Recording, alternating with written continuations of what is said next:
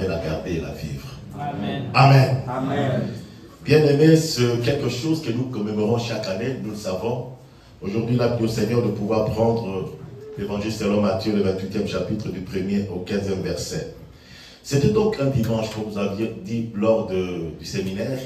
Il est mort le vendredi, enterré. Et le dimanche, très tôt le matin, il y avait des femmes qui avaient le souci d'aller faire tout ce qu'on faisait à l'époque en faveur d'un corps de quelqu'un qu'on a beaucoup aimé.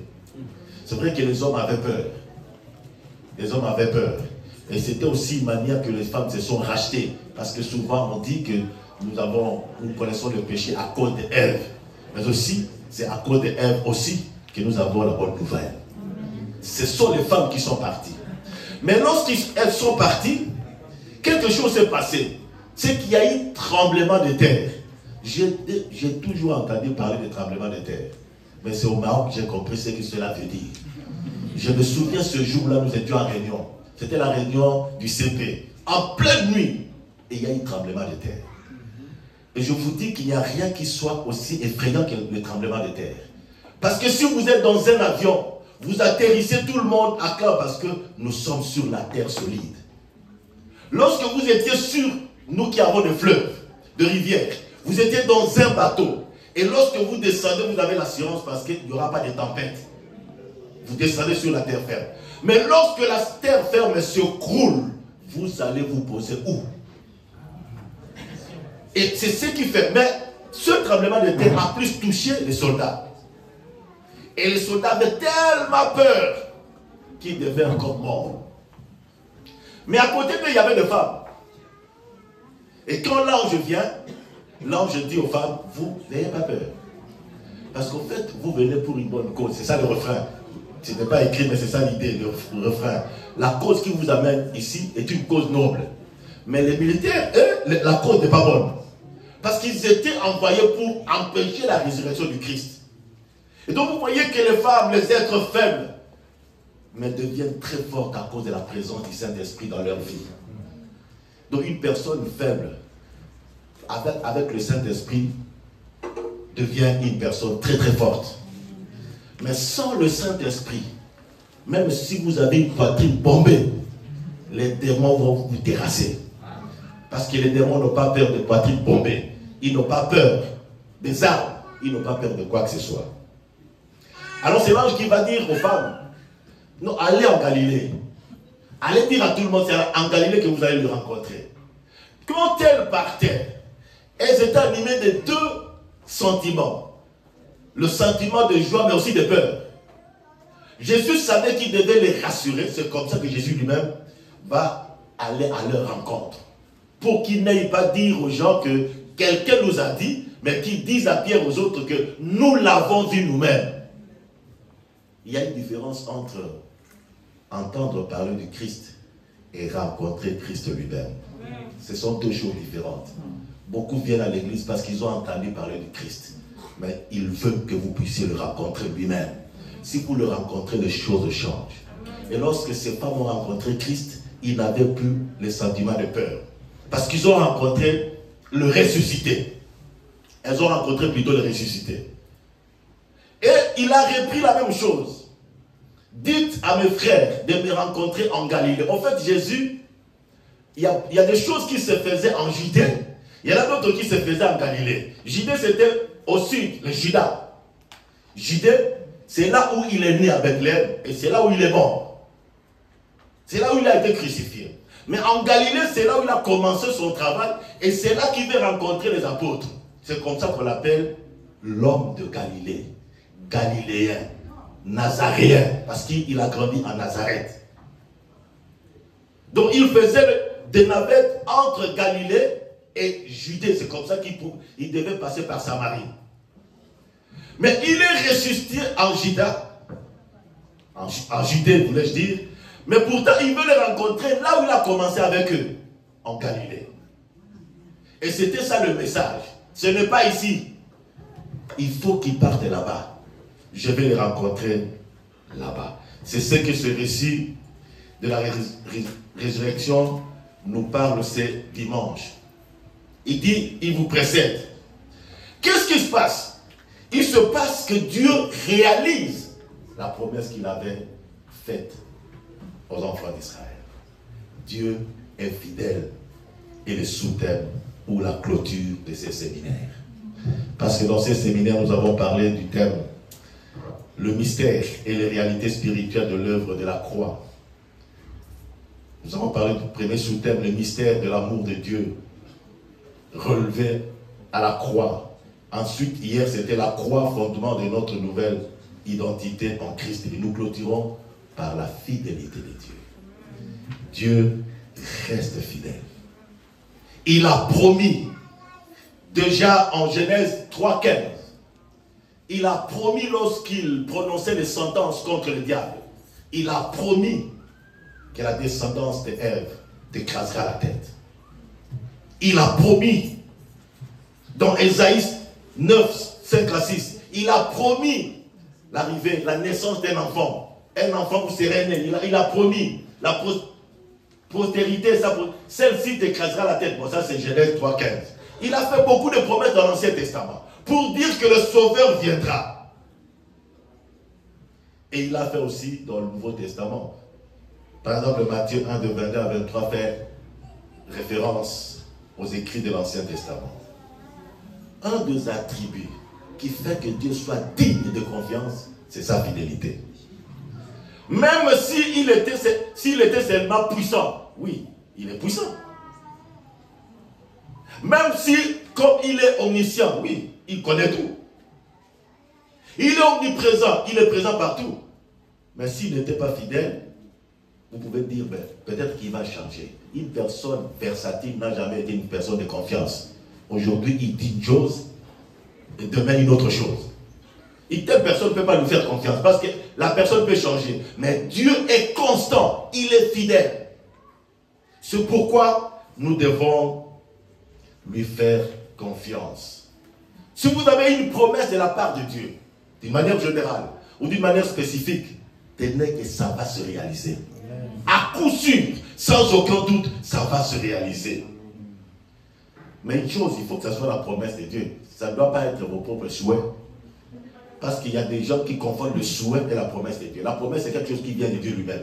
Le souhait, nous présentons nos souhaits au travers des requêtes. Parce qu'il y a des gens qui confondent. Ces souhaits, il fait dire à Dieu ce que Dieu n'a pas dit.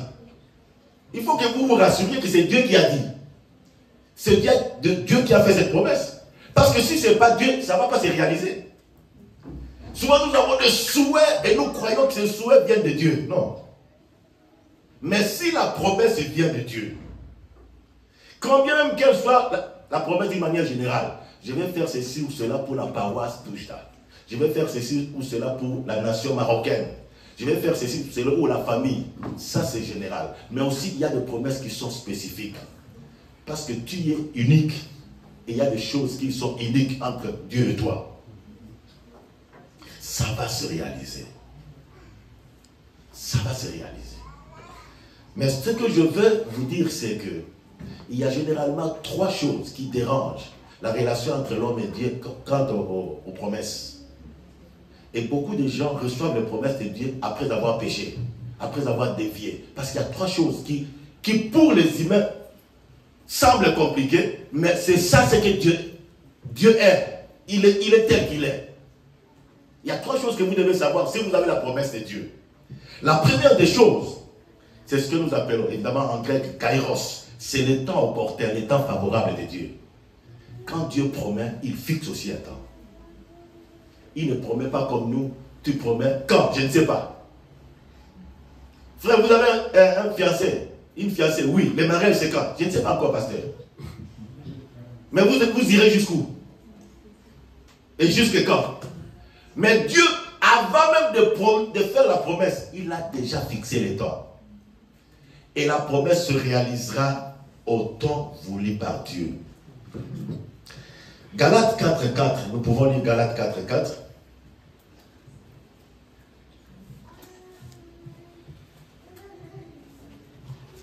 Galates 4.4, si vous êtes prêts, c'est projeté? Oui. Mais lorsque les temps ont été accomplis, Dieu a envoyé son Fils, né d'une femme, né sous la loi.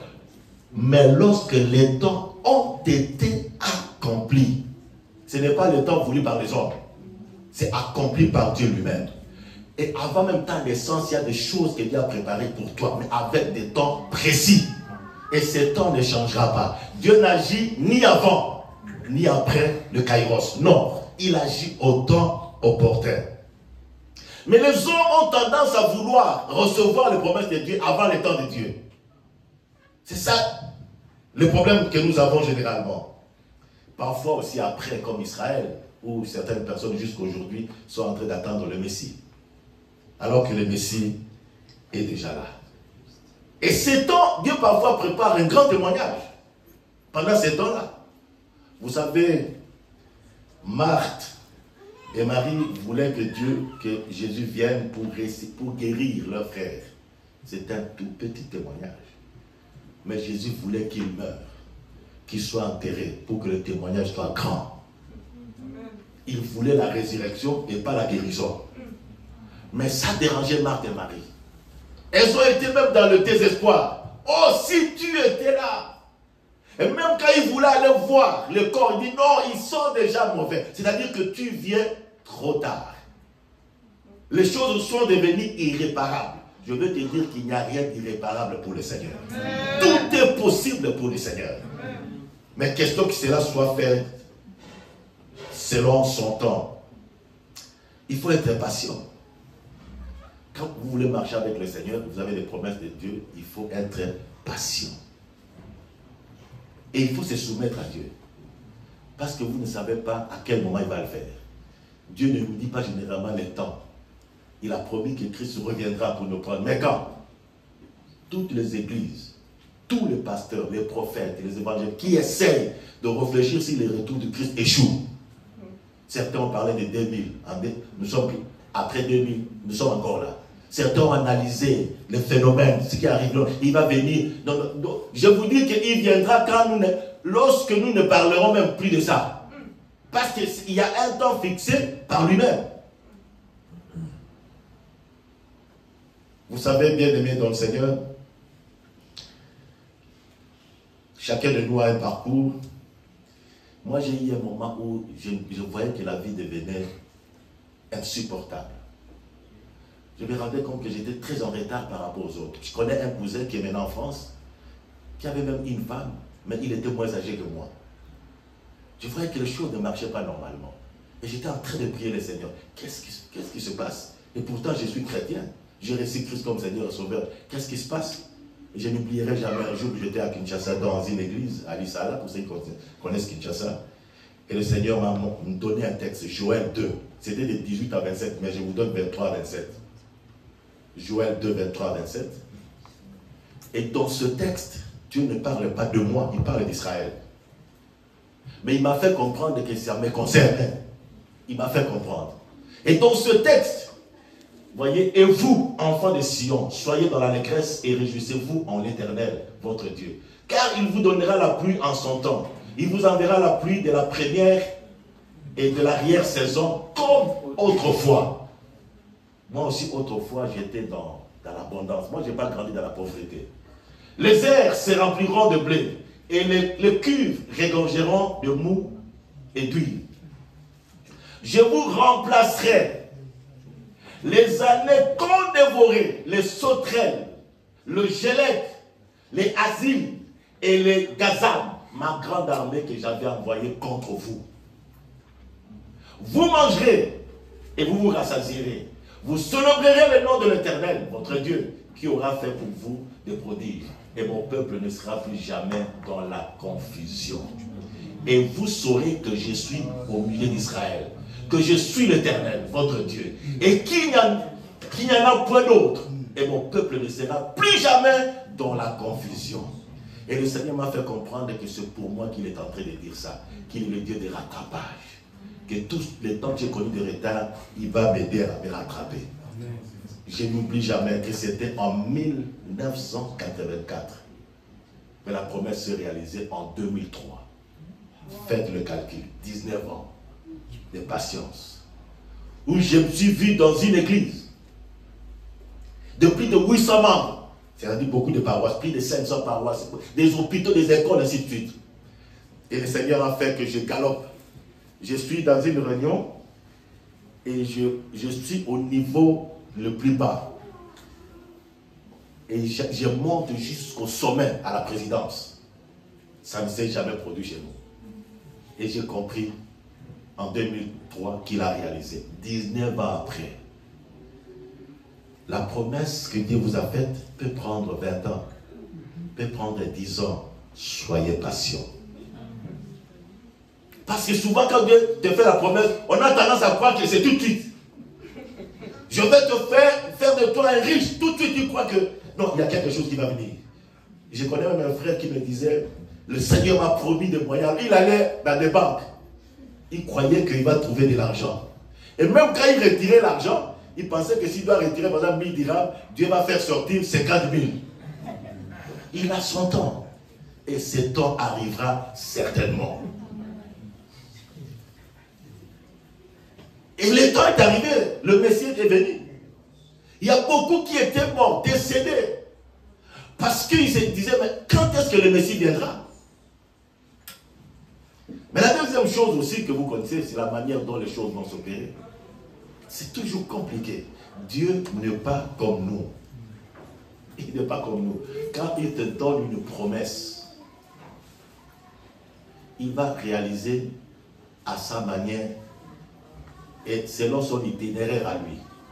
Mais l'homme a des problèmes parce que vous avez déjà l'itinéraire. Dès que Dieu vous donne des promesses, vous commencez à tracer le voie que Dieu doit passer.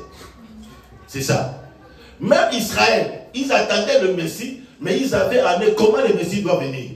Et comment doit-il se comporter. C'est comme ça qu'ils avaient des problèmes pour croire que l'enfant de Joseph ne peut pas être Messie. Parce qu'ils avaient en eux comment le Messie devait naître et comment il devait se comporter. Et ils avaient des problèmes. Dieu, il a ses plans. Quand il vous promet, laissez-vous conduire entre ses mains. Ne faites pas de projections parce qu'il ne va pas suivre vos projections. Je crois avoir dit, même ici ou ailleurs, il y a beaucoup de gens, des jeunes qui rêvent d'aller au Canada. Je ne sais pas s'il y a une portion de paradis au Canada. Il y a beaucoup qui rêvent ça.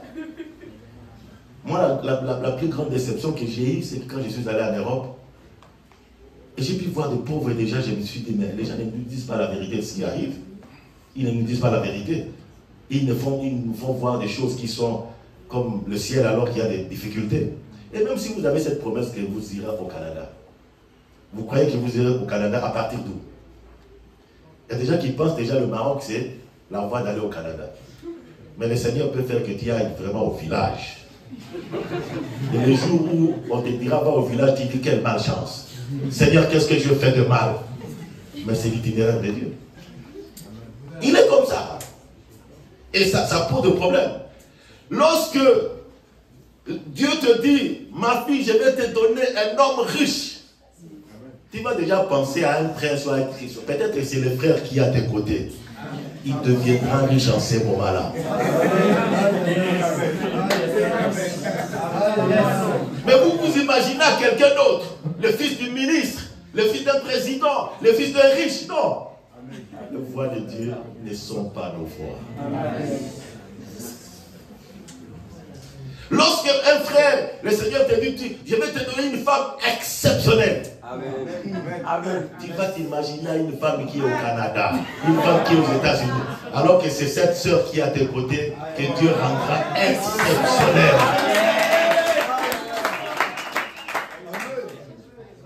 Mais quand tu t'imagines autre chose par rapport à ce que Dieu veut, tu vas être souvent déçu. Tu vas être déçu. Vous savez, bien-aimés dans le Seigneur, j'ai toujours dit ça. Vous savez que Dieu est celui qui voit. Nous sommes comme des aveugles. Mais le comble, Jésus a dit, lorsqu'un aveugle conduit un aveugle, les deux tombent dans le trou. Mais ici c'est plus grave parce que c'est l'aveugle qui veut conduire le voyant. Là c'était deux aveugles parce qu'un aveugle peut aussi faire confiance à un autre aveugle parce que l'aveugle croit que l'autre voit. Mais ici il s'agit d'un aveugle mais qui veut conduire un voyant. C'est nous qui sommes aveugles et nous voulons conduire Dieu. Seigneur, je veux que ça soit comme ça. Seigneur, touche le cœur de ce frère. Seigneur, ouvre pour que j'aie le visa. Seigneur, fais ceci. Au lieu de vouloir chercher qu'est-ce qu'il veut, vous voulez conduire Dieu. Dieu ne se laissera jamais être conduit par un être humain. Parce que c'est lui qui a le plan merveilleux. Vous n'avez pas ce plan merveilleux. Lui, il a ce plan merveilleux. Seigneur, vous m'avez promis. Il y a même des gens qui commencent à faire comme si c'était une dette. Quand Dieu a promis, est-ce que tu lui as demandé même? C'est lui-même qui a fait ça. Et il va réaliser de la manière dont il veut réaliser. Souvent, si vous ne faites pas attention, les gens vont crier de ta bénédiction, mais toi tu vas commencer par confesser, parce que tu as murmuré, tu as même rejeté Dieu. Moi j'ai connu des cas comme ça où je me suis repenti.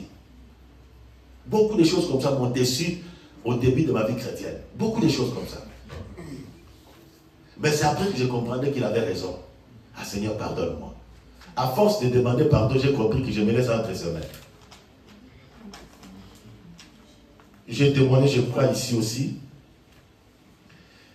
que je grandis dans la capitale. Mais je termine les études, on m'envoie en province. Et c'était un problème avec la famille. Parce qu'en province, c'est comme si tu étais en train de reculer. Parce que l'idée de la jeunesse, il faut avancer. Vous quittez les provinces vers la capitale. Et de la capitale, vous allez sortir. Parce que tout le monde rêvait l'Europe, l'Amérique, ainsi de suite. Et toi, tu vas à l'aéroport international, mais pour prendre le vol national. Et qui t'amène derrière, qui t'amène à reculer. Et c'était un problème. Mais je n'ai jamais oublié que j'ai grandi à Kinshasa, mais je n'ai jamais atteint, mes pieds n'ont jamais foulé le sol de Congo-Brazzaville, jusqu'à aujourd'hui. Et pourtant, ce sont les deux capitales les plus rapprochées. Mais quand je suis allé en province, c'était là que Dieu a permis que je visite une partie du monde. Mon premier voyage, c'était en France. Donc, je viens de la province, j'arrive à Kinshasa, je trouve ceux qui disaient que tu as reculé, ils m'accompagnent à l'aéroport, moi je pars en France, je suis à Kinshasa. Et je reviens, ils me disent au revoir, je rentre en province.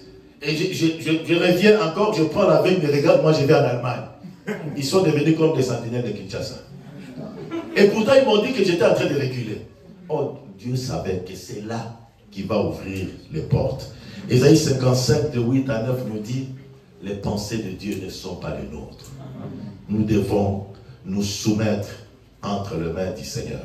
Vous avez des promesses vraies, mais il faut toujours savoir que Dieu ne vous conduira pas de la manière dont vous croyez. Laissez-vous, soumettez-vous. C'est ça d'ailleurs l'importance d'être soumis, de se laisser guider par le Saint-Esprit. Parce que si vous êtes guidé par le Saint-Esprit, ce ne sont pas vos pensées qui vont vous conduire. C'est plutôt le Saint-Esprit qui va vous conduire et vous aurez la joie de pouvoir marcher jusqu'à ce que la promesse se réalise.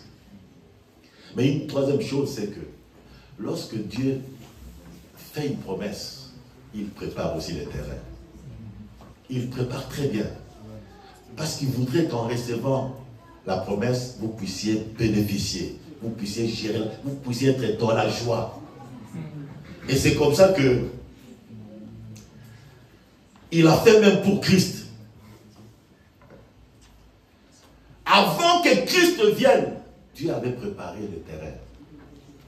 Il a préparé le terrain. Il a donné la puissance à l'Empire romain de pouvoir dominer une grande partie du monde connu. Et parce qu'ils ont dominé une grande partie du monde connu, ils ont permis une paix, évidemment relative. Il y avait donc une paix. Sans la paix, vous ne pouvez pas vous déplacer. Regardez comment nous nous déplaçons ici au Maroc. Même à minuit, vous vous déplacez. Parce qu'il y a la sécurité.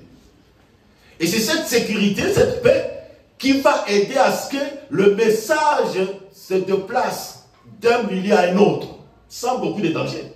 Parce que s'il n'y avait pas cette paix, comment est-ce que... Parce que le salut, Christ n'est pas venu pour les Juifs seulement. Il est venu pour le monde entier. Comment est-ce que le message allait atteindre le monde? Dieu prépare le terrain avec l'Empire romain. Et avec cet empire, Dieu prépare des routes, un réseau routier qui va permettre aux gens de se déplacer, évidemment, avec le commerce et ainsi de suite, mais ça va aider aussi à ceux qui annoncent l'évangile de se déplacer. Donc il a préparé. Si Christ était venu, par exemple, avant, ça aurait posé le problème. Et donc, Dieu prépare toujours quelque chose pour que ceux qui bénéficient de la promesse en bénéficient pleinement. Et vous savez que l'Empire romain avait beaucoup de choses, mais il y a aussi l'influence du voisinage. Si vous allez dans beaucoup de pays, vous allez par exemple au Botswana, vous voyez que le Botswana se développe, c'est par l'influence de l'Afrique du Sud. Et même parfois, vous voyez les Maroc, ainsi de suite, c'est l'influence de l'Espagne et les autres. Donc, le voisinage influence. Et même les empires, le royaume, qui était voisin de l'Empire romain, était influencé par ce qui s'est passé dans cet empire. Et donc, ils avaient, eux aussi, cherché à avoir la paix, cherché à avoir aussi des routes. Mais aussi, les Juifs étaient sous la domination des Romains. Et donc, ils avaient la soif d'avoir un Messie libérateur. Ils attendaient le Messie. Qui va nous libérer? Et cette notion d'attente de Messie faisait qu'ils ouvrent leur pensée au Messie. C'est comme ça que certains ont même cru en Jésus parce qu'ils se sont référés à l'Ancien Testament. Il y avait l'attente du Messie. C'est Dieu qui a préparé ça. Il y avait même la langue. Le grec a dominé cette partie du monde connu. Parce que vous ne pouvez pas faire avancer l'évangile sans la langue. Si vous avez des langues différentes, vous avez des difficultés. Même les gens d'un pays, il y a beaucoup de pays en Afrique qui n'ont pas une langue commune. Il y a beaucoup de pays comme ça. Ça m'a étonné. Vous allez dans un pays, tout le monde parle français. Quelle est la langue locale d'ici, non? Il n'y en a pas. Et c'est difficile parce que si quelqu'un doit parler français, sinon, la culture même devient difficile parce que la langue transmet aussi la culture. Il y a des expressions qui ne s'expliquent pas bien dans la traduction. Il faut que ça s'explique dans la même langue. Et là, il y avait le grec. Il y avait beaucoup de choses. Il y avait le monde païen qui était déçu de la morale, de la philosophie, ainsi de suite, et qui cherchait le salut. Et le message du Christ est arrivé au bon moment pour eux. Parce que le message du Christ donnait l'espérance et le salut. Donc Dieu prépare déjà le terrain. Avant de créer Adam et Ève, qu'il avait préparé le terrain. Il y avait de l'eau, il y avait la nourriture, il y avait tout ce qu'il fallait. Imaginez-vous qu'il ait créé l'homme avant tout ça. Mais l'homme serait déjà mort, même s'il n'y avait pas la mort en ce moment-là. Donc Dieu prépare toujours quelque chose. Pour que lorsque vous bénéficiez de la promesse, vous en bénéficiez pleinement. Pleinement. C'est pourquoi, bien-aimés dans le Seigneur, espérez toujours en Christ. L'espoir fait vivre. Si vous perdez l'espérance, c'est fini. Si quelqu'un perd l'espoir, si quelqu'un perd l'espérance, c'est fini. Regardez le temps que vous prenez. Vous commencez par l'école maternelle. Combien d'années? 3 ans. Et vous êtes là. À notre époque, on nous chicotait même. Nous avions une éducation avec fouet. Et puis vous terminez, vous commencez chez nous l'école primaire. À notre époque, c'est 6 ans. Et puis après, école secondaire, 6 ans. Et puis après, chez nous, la licence, c'est 5 ans. C'est 5 ans. Oui, 3 ans de graduat et 2 ans de licence. Quand on appelle un licencié au Congo, c'est quelqu'un qui a le même titre que le master ailleurs. Mais tout ça pourquoi? Parce qu'on a en tête que je veux devenir quelqu'un. Et malgré les souffrances, malgré le peine, vous avancez. Mais si vous perdez de l'espérance, c'est fini. Et le diable fait tout pour que vous trouviez que le temps de Dieu est très long. Et beaucoup de gens aiment jouer au raccourci. Dieu n'est pas le Dieu de raccourci. Il est le Dieu de long métrage. Son chemin est long. Il n'aime pas de raccourcis parce que le raccourci ne prépare pas très bien une personne. Mais lui, il prépare. C'est pourquoi vous pouvez vous étonner.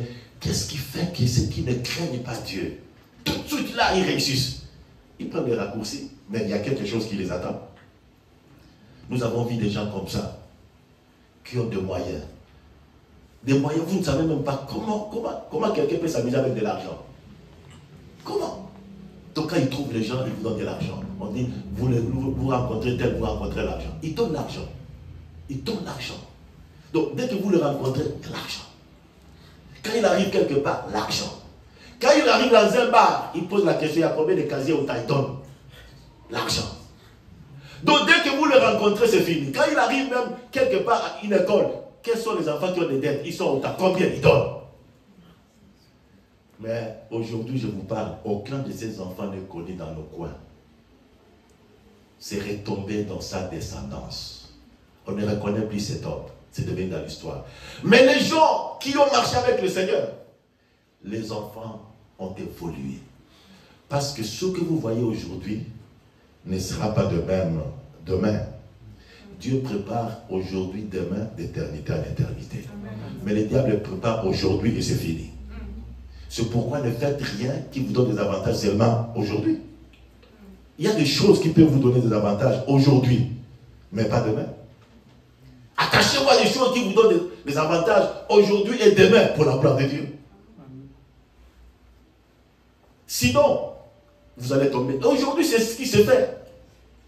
On veut montrer comment avoir facilement l'argent. On veut montrer comment avoir la vie.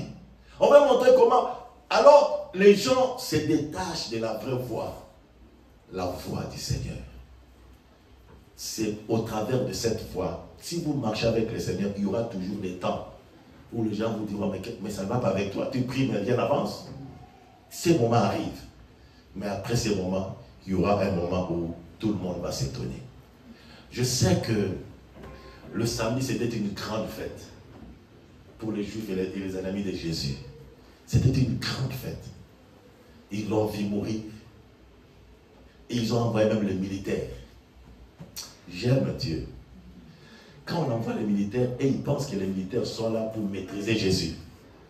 Pour qu'ils ne dise pas que Jésus est ressuscité. Alors que Dieu a expressément fait cela pour que le témoin de la résurrection du Christ ne soit pas seulement ceux qui soutiennent Christ. Que d'autres viennent du milieu séculier. Donc ce militaire était le témoin des gouverneurs, des rois qui ont vu la résurrection du Christ. Même s'ils ont reçu de l'argent, mais ils disaient à leurs épouses, nous avons reçu de l'argent, mais ce que nous avons vu là-bas, nous sommes tombés comme des morts. Cet homme était vraiment le Messie. Et il disait aussi aux amis, parfois les gens peuvent se rassembler contre toi. C'est justement pour qu'ils voient ce que Dieu va faire. Et qu'ils en soient témoins. Nous l'avons vu. Et j'ai toujours encouragé les gens, lorsque vous traversez les moments difficiles, ne vous cachez pas. Ne fuyez pas le monde. Exposez-vous au monde. Qu'on voit les temps difficiles que vous passez. Parce que le jour où Dieu vous bénit, ce sont ceux témoins-là qui vont glorifier le Seigneur. Mais si vous vous cachez, comment est-ce que les gens sauront que Dieu t'a béni? Comment est-ce qu'ils le sauront? Ils le sauront en te voyant tel que tu es. Quand Dieu veut te diminuer, accepte. Quand il te rabaisse, accepte. Pour que le jour où il va te lever, que les gens voient qu'il t'a élevé. Mais si tu couvres ça, il n'y aura même pas de témoignage. Nous passons tous à des moments pareils. Pourquoi? Parce que Dieu veut que... Vous savez, être un enfant de Dieu, c'est être dans une école. Être dans une école où Dieu vous travaille. Et quand il vous travaille, ça peut faire mal. Mais il vous travaille pour vous préparer. Et quand il vous travaille, les autres peuvent même se moquer de vous. Les choses peuvent même être très très difficiles, très compliquées. Mais acceptez ça. Acceptez ça. Il y a des gens qui se masquent trop, qui veulent paraître ce que vous n'êtes pas. Non, ne paraissez pas. Existez tel que vous êtes. Il ne faut pas chercher à paraître. Vous n'avez pas d'habit, n'allez pas chercher chez quelqu'un d'autre. Mettez ce que vous avez. Et soyez fiers de ce que vous avez. Vous n'avez pas de moyens. Eh bien, mangez de l'équipe. Si vous n'avez pas de moyens pendant les repos, les uns achètent ceci ou cela, n'achète pas. Parce que tu n'as pas de moyens. Mais il faut espérer, parce qu'il y a deux personnes, il y a une différence. Il y a des gens qui sont en difficulté et qui se sont cloués là-bas. Moi, je suis qu'un pauvre.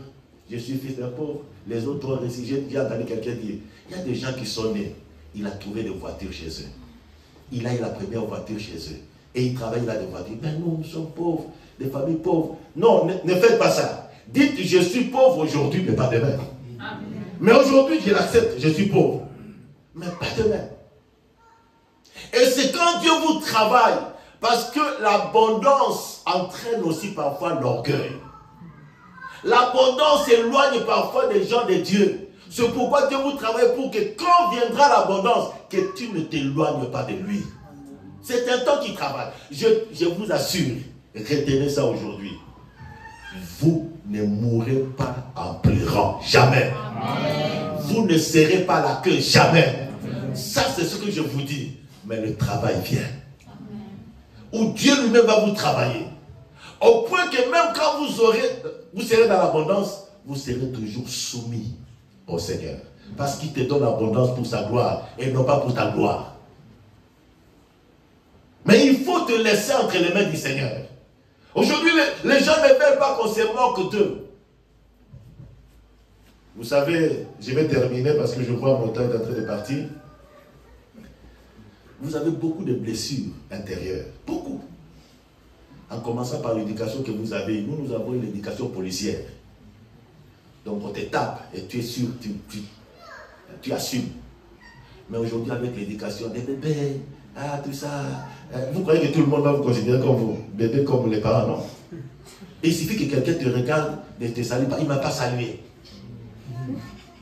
À la façon, je l'ai salué, mais il ne m'a pas regardé. Pourquoi il doit te regarder? Et vous avez beaucoup de blessures. Dieu ne peut pas bénir une telle personne.